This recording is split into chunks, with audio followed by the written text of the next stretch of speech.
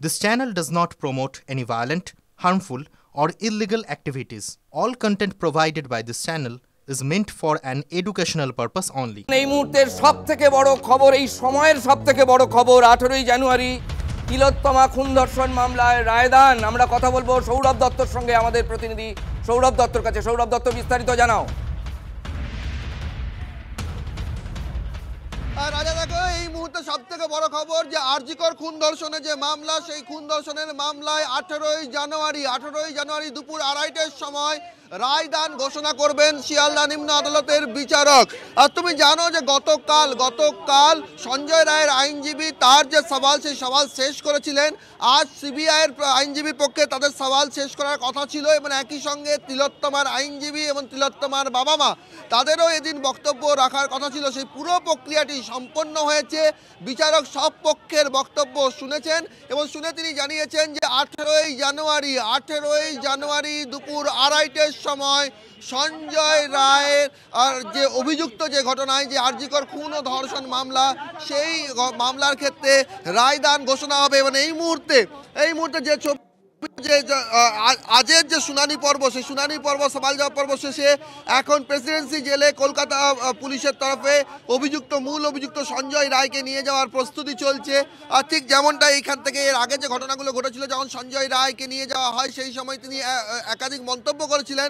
তারপর সেই বিতর্কিত মন্তব্যের জেরেই পুরোপুরিভাবে একেবারে ঢাকা গাড়ি, যে কার্যত যে ঢাকা গাড়ি, সেই ঢাকা গাড়িতে তাকে নিয়ে যাওয়া হচ্ছে প্রেসিডেন্সি জেলে। এবং এই মুহূর্তে সবচেয়ে বড় খবর যে যখন তিলোত্তমার বাবা মা সুপ্রিম কোর্টে আবার নতুন করে একটা আবেদন দাখিল করছেন, কলকাতা হাইকোর্টেও তারা একটা আবেদন দাখিল করেছেন, তারা এই তদন্তের সব অভিমুখ খোলা হয়নি সেই বিষয়গুলোকে সামনে আনছেন। এদিনও তারা বিচারকের সামনে তিলোত্তমার আইনজীবী যে পয়েন্টগুলো বলেন, চার্জশিটের যে পয়েন্টগুলো তুলে ধরেন তিলোত্তমার আইনজীবী আরেকজন যে লার্জার কনস্পিরেসি রয়েছে, সেই বিষয়টিও তুলে ধরা হয় তিলোত্তমার আইনজীবীদের তরফে।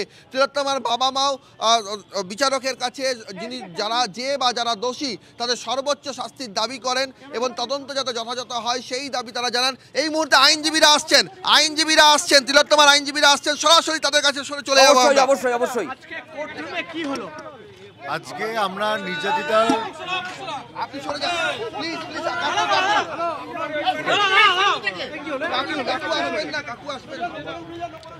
আমরা আজকে নির্যাতিতার তরফ থেকে আমাদের বক্তব্য কোর্টের সামনে পেশ করেছি।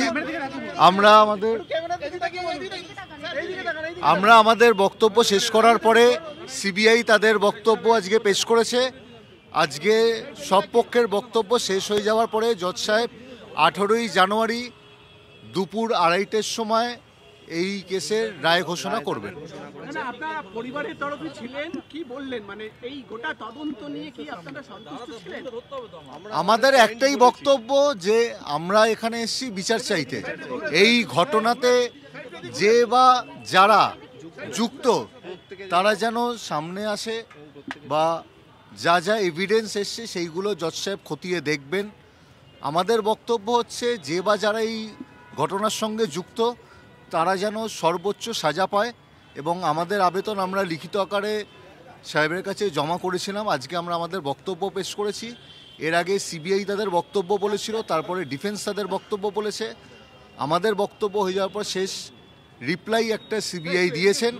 এখানে বলে রাখছি যে যেই চার্জশিট জমা হয়েছে তার একটা অংশ জমা হয়েছে, প্রিলিমিনারিটা জমা হয়েছে, এখনও সাপ্লিমেন্টারি জমা হয়নি, যেটা এখনও কোর্টেতে জমা পড়েনি, হয়তো আগামী দিনে জমা পড়বে। এবং তদন্ত পুরোপুরি শেষ হয়ে যায়নি, এখনও তদন্ত চলছে।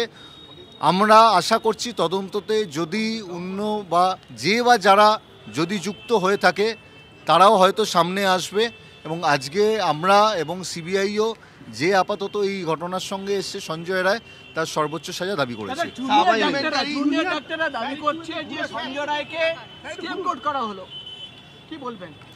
দেখুন, আমাদের বক্তব্যে আমরা যা বলেছি সেটা লার্নেড কোর্ট সেটাকে অ্যাপ্রিসিয়েট করে নোট ডাউন করেছেন। এবার বাকিটা জাজমেন্টে রিফ্লেকশন হবে।